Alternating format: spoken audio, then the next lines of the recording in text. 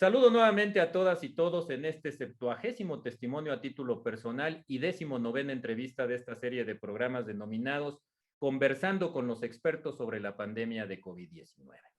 Hoy nos da mucho gusto recibir en este espacio al doctor Eduardo Jaramillo Navarrete, quien actualmente es director general para la Organización de las Naciones Unidas en la Secretaría de Relaciones Exteriores de nuestro país.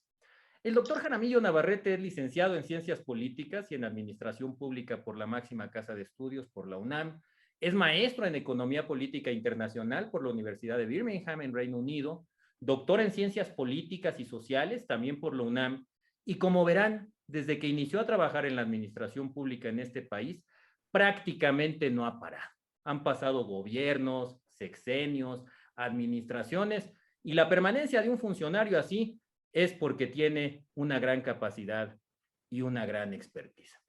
Dentro de su muy productiva trayectoria en el país, tiene gran experiencia en temas relacionados con el sector salud. Mencionaré tan solo algunos lugares, y el primero es que fue secretario particular del secretario de Salud, Juan Ramón de la Fuente, y también en la Secretaría de Salud fue el director general de Relaciones Internacionales, fue director general y de difusión en adicciones, y en la COFEPRIS fue el director ejecutivo de Cooperación Internacional.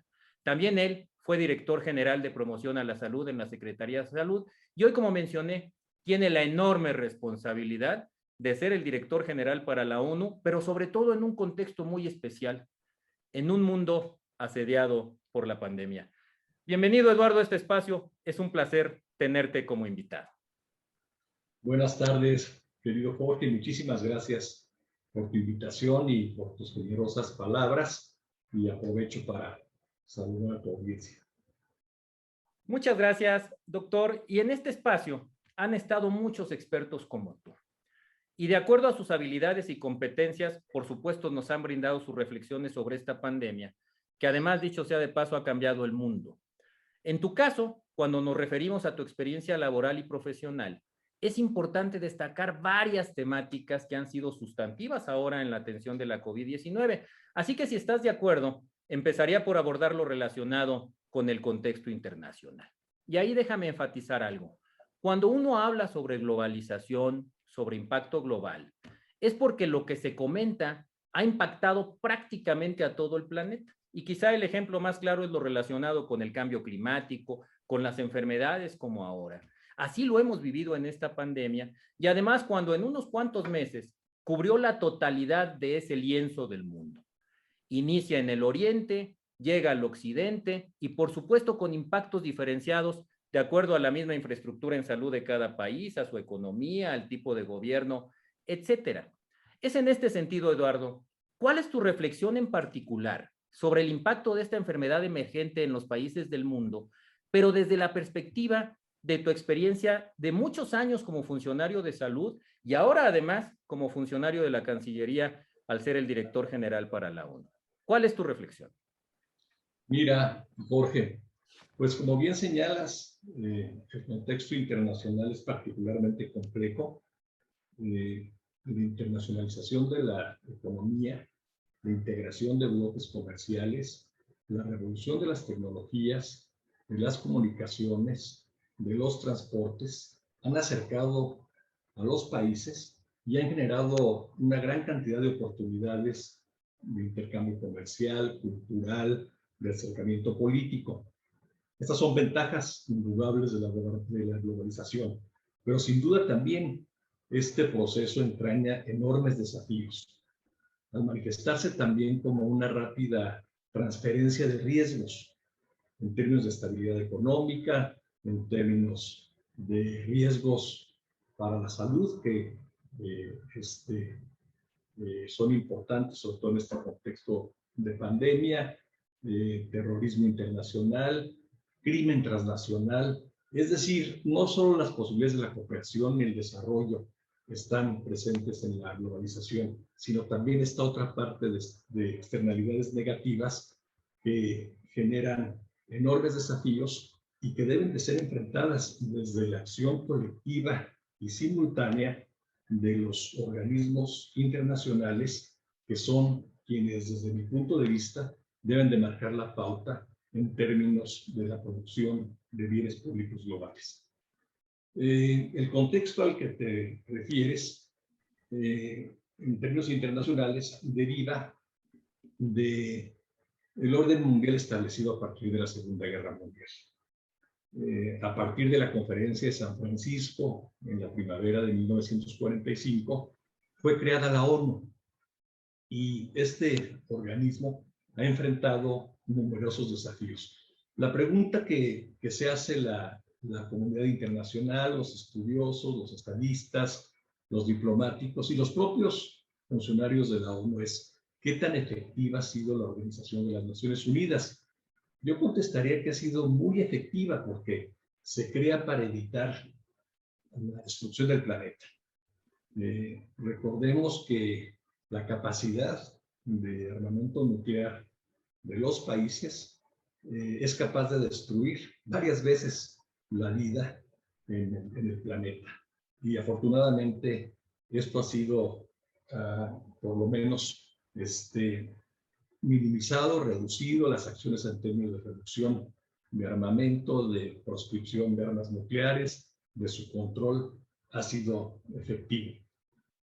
Por otro lado, la ONU ha ampliado su mandato, y no se limita a evitar las hostilidades bélicas, sino que se asienta en la promoción de la cooperación internacional desde una perspectiva amplia, es decir, desde la perspectiva económica, social, cultural y, por supuesto, humanitaria. Ello bajo un enfoque de derechos humanos, garantizando el principio de autodeterminación de los pueblos y la igualdad jurídica entre las naciones. Nuestro país, firmante de la Carta de San Francisco, fue muy activo durante la creación de las Naciones Unidas, y no es casual que principios como el de no intervención, autodeterminación, solución pacífica de las controversias, cooperación para el desarrollo y solidaridad entre las naciones estén presentes en la Carta de San Francisco, y lo están en la Constitución mexicana. Entonces ahí hay una gran simetría entre nuestra política exterior y el mandato de la ONU. Esto nos hace relativamente fácil transitar en las negociaciones, en los acuerdos y en los diversos mecanismos que impulsa el organismo multilateral. Entonces, también esto explica el activismo de México en política multilateral, y en alguna medida también el enorme prestigio de la diplomacia mexicana, que durante varias generaciones pues ha dado brillo a nuestros diplomáticos. En este contexto es en el que nuestro país afirma su convicción de que es a través de la acción colectiva mundial, multilateral, como se pueden construir soluciones a los retos que la globalización nos presenta. Y pues hoy se presenta un enorme riesgo sanitario, un riesgo para la salud pública, que es la pandemia por el COVID-19, y que no solo atenta y afecta a la salud pública, sino a la vida social en sí misma y, por supuesto, la actividad económica. Si me permites, me ocuparé de dos instrumentos que nuestro país ha promovido en el ámbito internacional para asegurar el acceso equitativo a nivel mundial de medicamentos, vacunas e insumos para la salud para enfrentar el COVID-19. Durante la conferencia que tuvieron los jefes de Estado del grupo de las 20 economías más desarrolladas del mundo, el llamado G20, el presidente de México, el licenciado Andrés Manuel López Obrador, pidió a los países miembros que, debido a que existe escasez y acaparamiento de quienes tienen más posibilidades económicas, fuera la ONU precisamente quien se encargara de regular la venta de medicamentos y equipo médico durante la pandemia de coronavirus. Esto a fin de establecer un mandato claro y transparente. La inequidad internacional, la asimetría de desarrollo entre regiones, entre países y entre grupos sociales al interior de los países hace necesario que este bien fundamental para la salud como son los medicamentos, las vacunas y otros insumos, respiradores, etcétera, pues sean administrados de una manera más equitativa, evitando especulación y acaparamiento. Para darle operatividad a este planteamiento político, nuestra misión en Nueva York se dio la tarea de construir una resolución que al final ha marcado un hito porque fue copatrocinada por 179 países miembros de la ONU en el marco de la Asamblea General. Este amplio respaldo de la comunidad internacional a una iniciativa mexicana no tiene precedente histórico y habla de la pertinencia y de la necesidad de contar con un mandato claro para de una manera colectiva, buscar una manera legítima y efectiva para enfrentar el COVID. El mandato otorgado a la ONU por la resolución toma en consideración la amenaza que representa la pandemia por COVID-19 para la salud humana, la seguridad, el bienestar, así como su rápida diseminación mundial, por supuesto, las mutaciones y los impactos que incluyen una severa disrupción social y económica. El documento reconoce que es fundamental el acceso, como se señalaba, a los insumos para la salud, para minimizar los efectos negativos de la pandemia y, por supuesto, da un respaldo fundamental a las Naciones Unidas en general y a la Organización Mundial de la Salud en lo particular.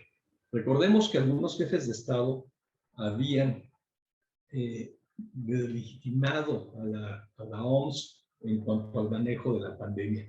Creo que es una mala estrategia atacar a un organismo que tiene una gran autoridad técnica y, por supuesto, también moral y política en tiempos en los que se necesita unidad y acción colectiva.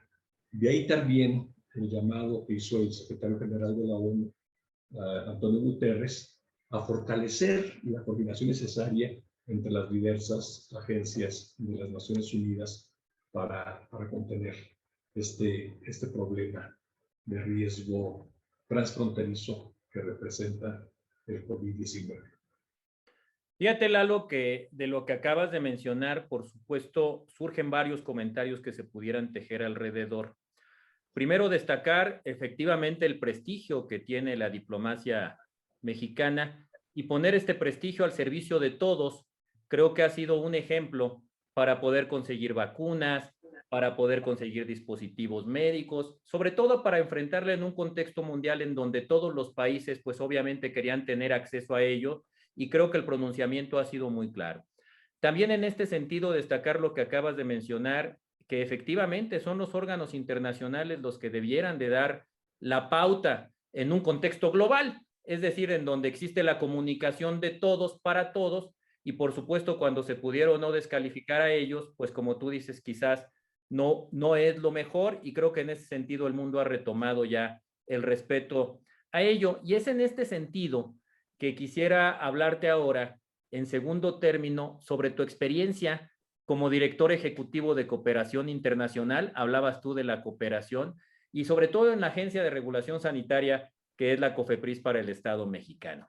Y ahí un poco para reflexionar sobre la importancia de estas agencias regulatorias en medio de una pandemia, porque tiene diversos esfuerzos, pero sobre todo destacaría uno, su papel en la autorización, por ejemplo, en el uso de emergencia de las vacunas, bien de los medicamentos y el mismo impacto en el mundo, ya que son ellas, las diferentes agencias reguladoras en el mundo, quienes, entre otros, orientan las políticas de ingreso.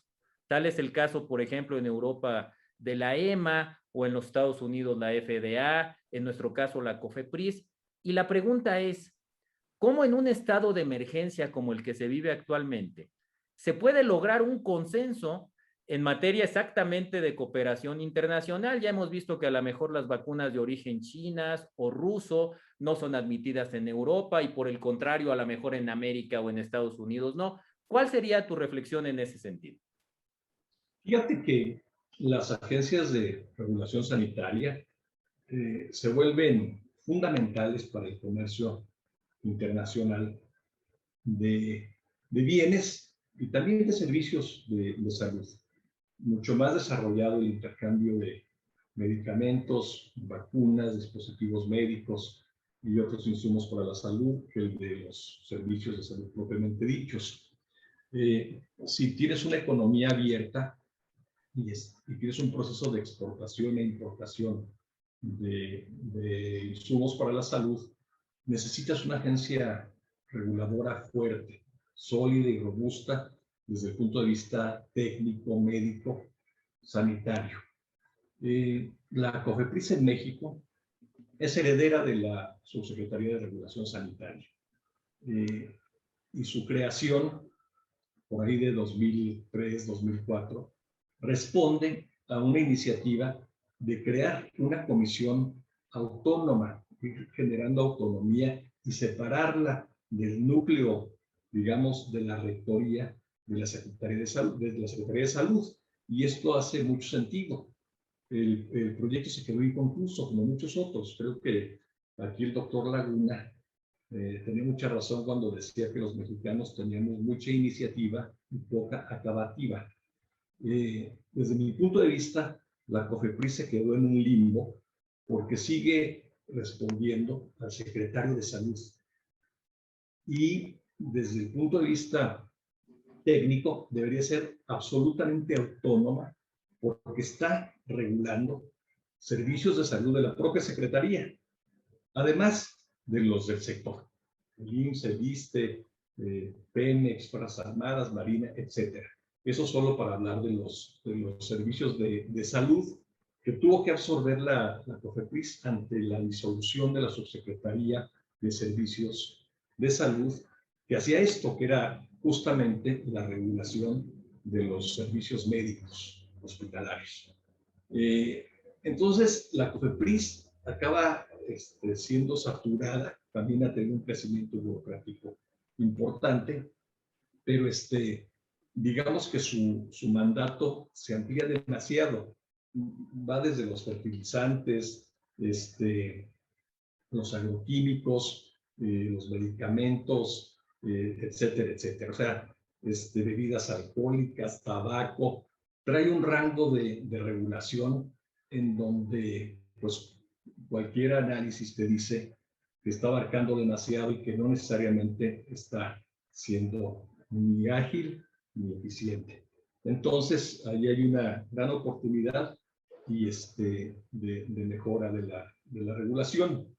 Luego, a nivel internacional, pues existen agencias similares, algunas de carácter regional, como señalaba la Agencia Europea, otras como la FDA o la GEMES en España, la ANVISA en Brasil, la MAT en Argentina.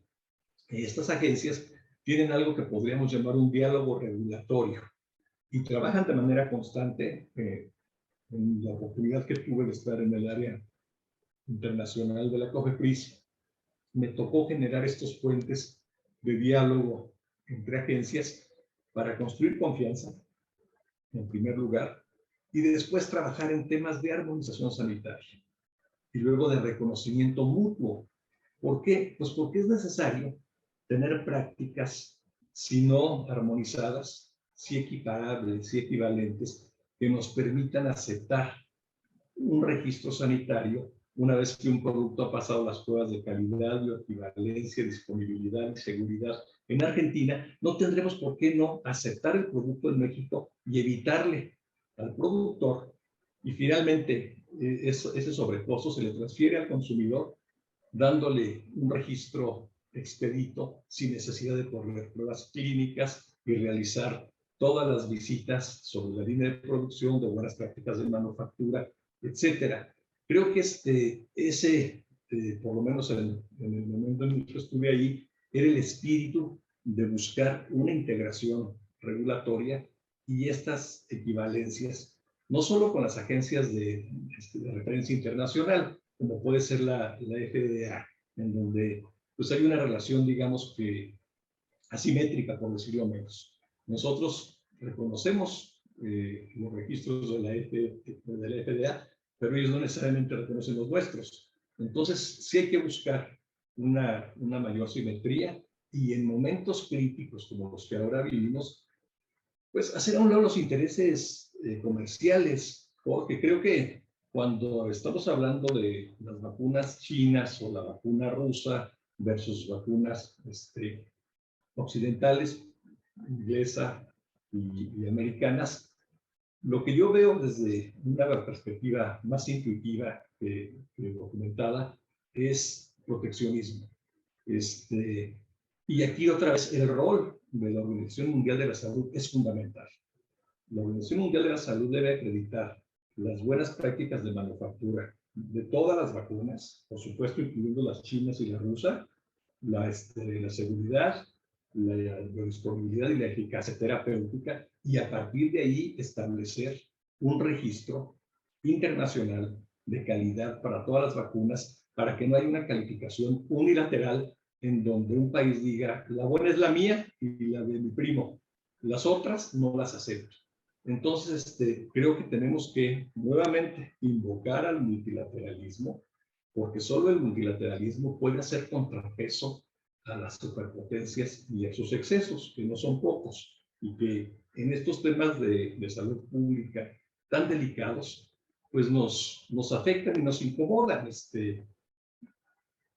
El caso de alguien que haya sido vacunado con alguna de las vacunas chinas o la vacuna rusa, que podría no ser aceptada en la Unión Europea, pues te genera un problema a la hora de querer viajar a alguno de esos países si no te aceptan el certificado con esta vacuna. Y esto no tiene un fundamento científico, está basado en la ideología y en el interés comercial. Y fíjate que tomando esta parte del multilateralismo, creo que es muy importante tomar estos conceptos que acabas de decir. Voy a destacarlos.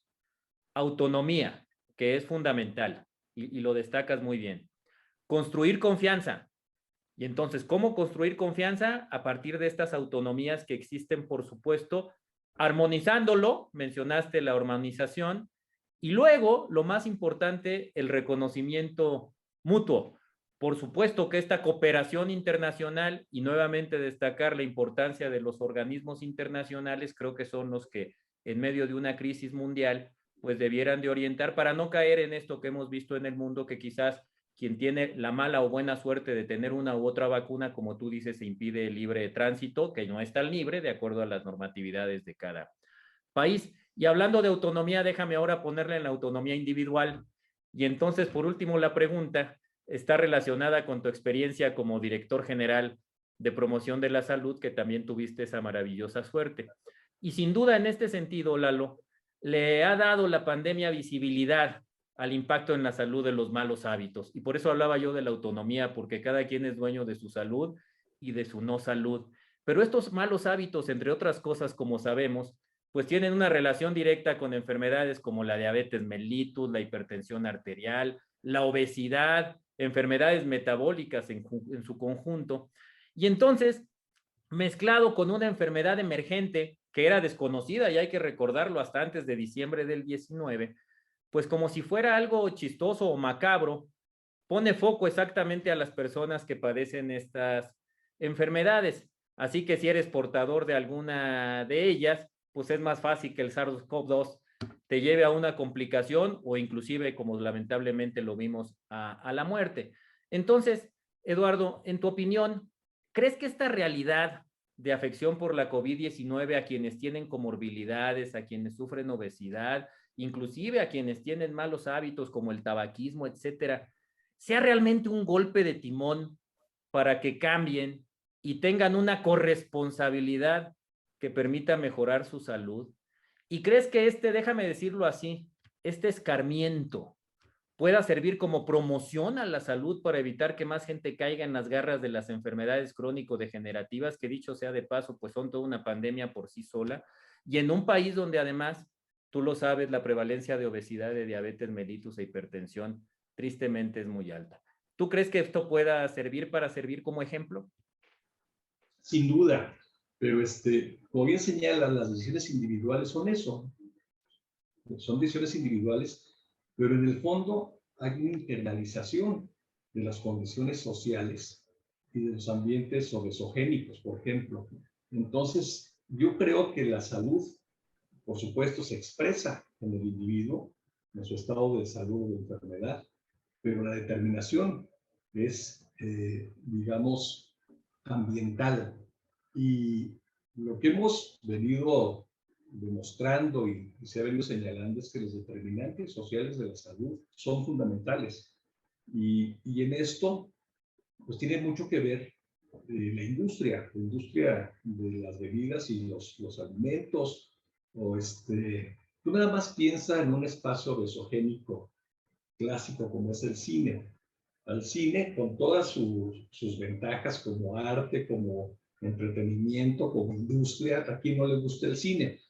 Pero imagínate, es un lugar donde te venden toda clase de calorías vacías y en donde la escala de la porción pues no está relacionada con el precio. O sea, te venden 2 litros de agua endulzada pues, con 2 pesos más en lugar de al litro, las golosinas, etcétera, y está sentado 2 horas.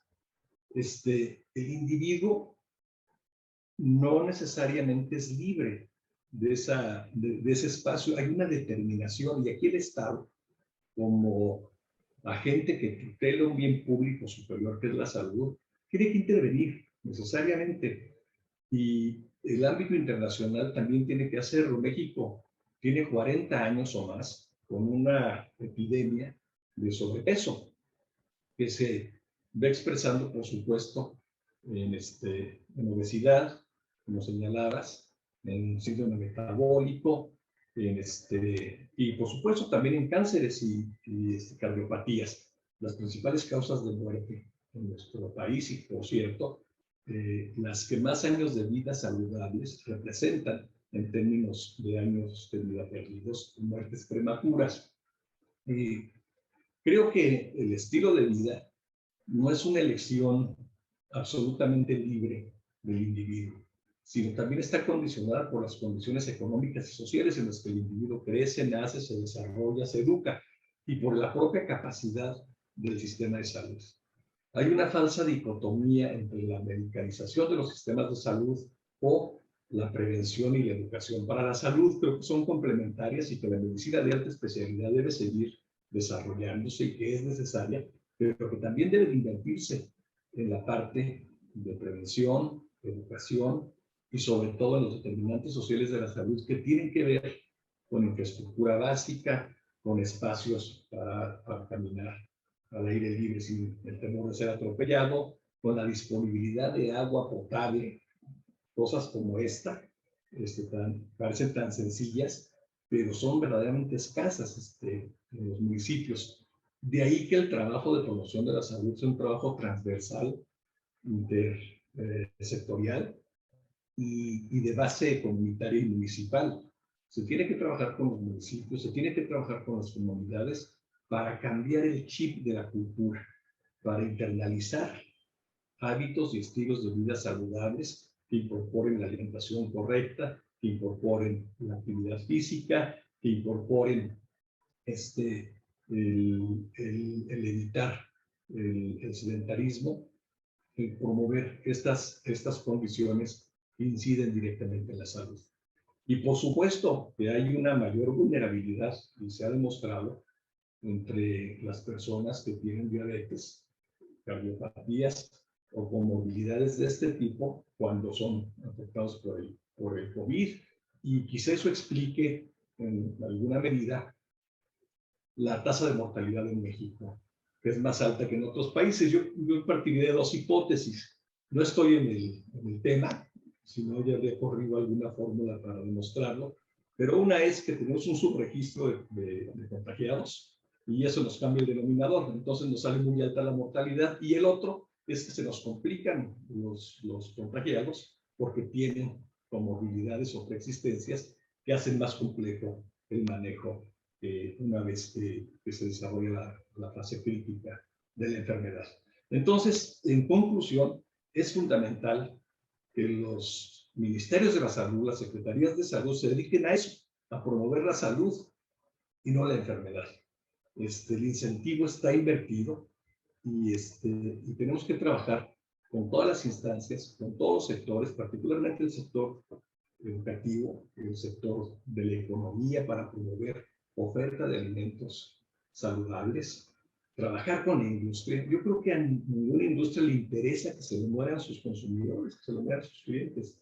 Entonces hay que educar en consumos moderados. Yo creo que se puede consumir cualquier cosa, siempre que sea de manera espaciada y moderada. Yo no creo en las prohibiciones. Soy absolutamente liberal y creo en la conciencia y en la capacidad del individuo en decidir qué come y cuándo come. Pero tenemos que generar una oferta lo suficientemente variada y también sanciones como se establecieron con el tabaco. Creo que el convenio marco de la Organización Mundial de la Salud para el control del tabaco es un gran ejemplo de lo que se podría hacer también, por cierto, en términos de un convenio marco para el control de pandemias. Desde mi punto de vista, el Reglamento Sanitario Internacional se quedó corto con el COVID. No se puede equilibrar la economía y el comercio con la salud pública. La salud pública está por encima de todo, porque es un bien público superior y es un derecho de primer piso. Sin salud, nada en la vida tiene sentido. ¿Para qué queremos estar educados? ¿Para qué queremos posgrados si no tenemos lo fundamental, que es la salud? Entonces, hay que empezar por ahí y trabajar en estos niveles multilaterales, generando referentes internacionales, modelos regulatorios, esquemas jurídicos que permitan la defensa de este bien preciado y cada vez más escaso, que es la salud. Dicen que no hay mal que por bien no venga, y es un dicho no solamente mexicano, sino que en los diferentes países hay diferentes acepciones para ello. Esperemos que esta pandemia que cambió literalmente la vida del mundo, cambie esto que tú le acabas de bautizar muy bien con ese cambio de chip.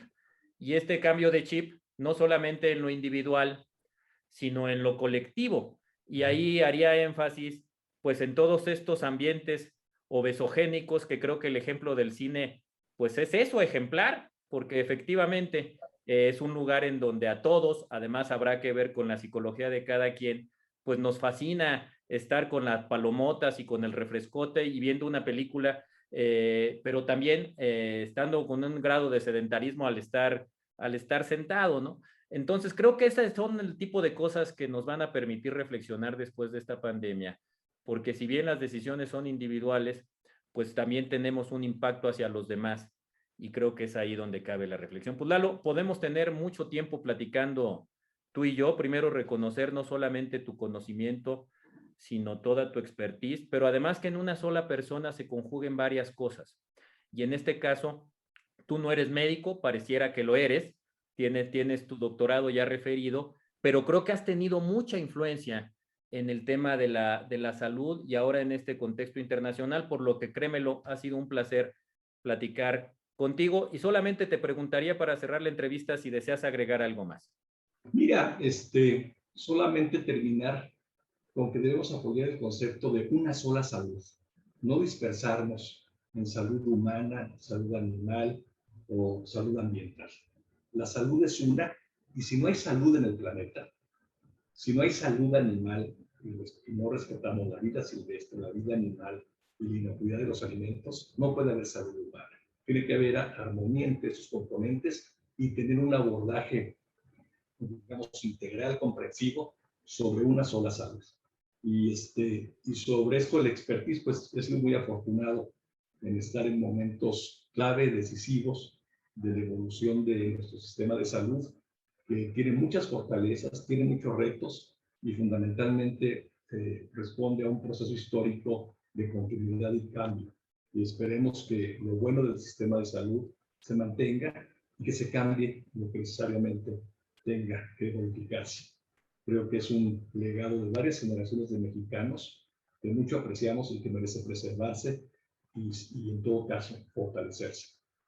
Exactamente, somos un ejemplo en la salud pública nacional y mundial. Y muchas gracias, Eduardo, otra vez por la entrevista. Ha sido un placer. Al contrario, te agradezco a ti, Jorge, muchas gracias y gracias a tu auditorio. Gracias.